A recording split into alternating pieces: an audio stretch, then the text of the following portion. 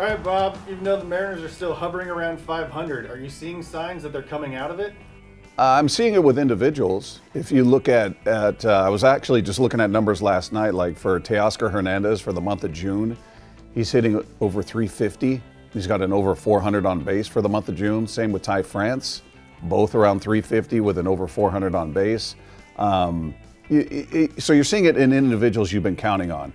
You know, you need those production guys to step up because Julio's kind of gone the other way. Julio's still waiting for him to find it. He gives you a game where he's got 3 hits or a home run, and then he kind of reverts back. So you're waiting for those guys that you counted on for production to come through, and a couple of them are starting to find it. It'd be great if Gino could get the power numbers going that we were kind of accustomed to last season. That hasn't happened yet, but you see a few signs, and obviously pitching-wise, seeing what Miller did and what Kirby did their last 2 starts that was encouraging because that road trip was a disaster and everything was bad. The pitching, the hitting. So to see them come back and pitch the way they did was really kind of a relief.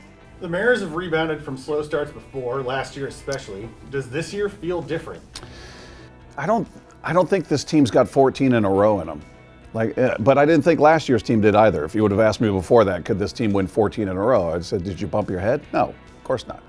But this team just is, I think they're a better team on paper. I think they're a better team. They're 4 games ahead of their pace. After 67 games, they're 4 games better than they were at this time last year. But I don't know if they have that streak in them. But I think they're a good team that's underachieving. I think they're still wildly underachieving. You've got holes. We've talked a million times about what they did or didn't do in the offseason, and the moves they made in the offseason to this point have really produced nothing. Teoscar, as we just talked about, is starting to find it, but if you're talking about Pollock and Wong and La Stella and all, you got nothing out of that. You got nothing. So you need the rest of the team to kick in. But I feel like it's a better team than they were last year. I'm not pinning my hopes on a big, long, extended winning streak. Who are the players you've been concerned about the most recently? I'm just waiting for who. I'm not concerned.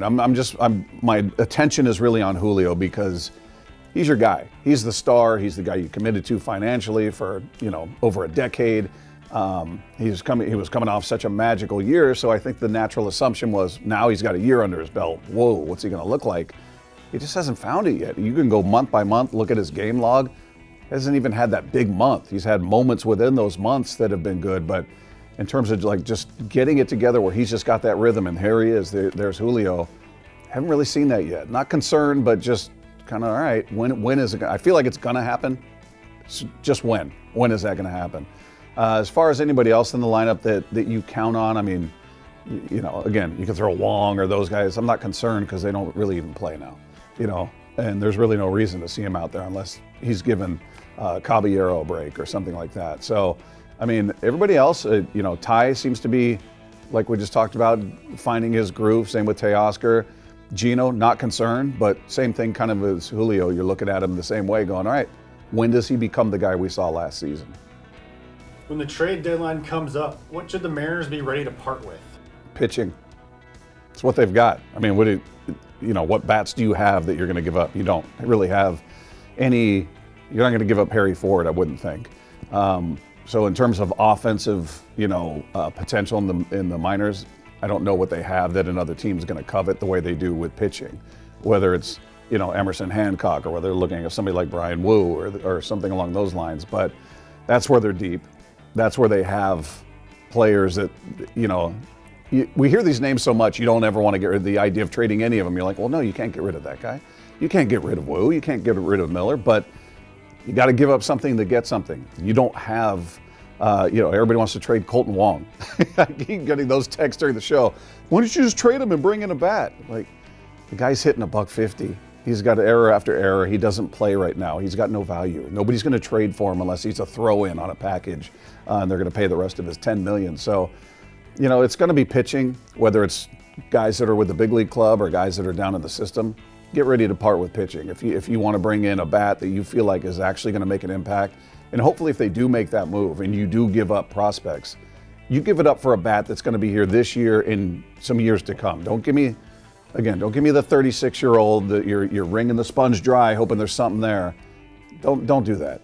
Give me somebody, if you're gonna make the sacrifice of foregoing some of your pitching, then bring in something that's going to contribute this year and beyond. All right, if the M's go on a run here soon, what's going to be leading the charge? It'll be their pitching and their defense. I mean, that's what, look at the last 2 seasons. That's why they won 90 games. That's why they got to the playoffs last year, and that's why they were able to do what they did against a really, really potent offense in the Toronto Blue Jays. Their pitching is spectacular, and that's, for the most part of this season, outside of that road trip we just saw, that's what's carried them to this point. Again, it doesn't feel like it, but they're 4 games better at this point than they were last year. It's not because of their offense. Yeah, you've had big offensive moments and nights, but just in terms of beginning to end, your pitching, your bullpen just across the board has been pretty outstanding. Your defense has been pretty darn good, amongst the best in baseball. So it's going to be your pitching and defense that get you there.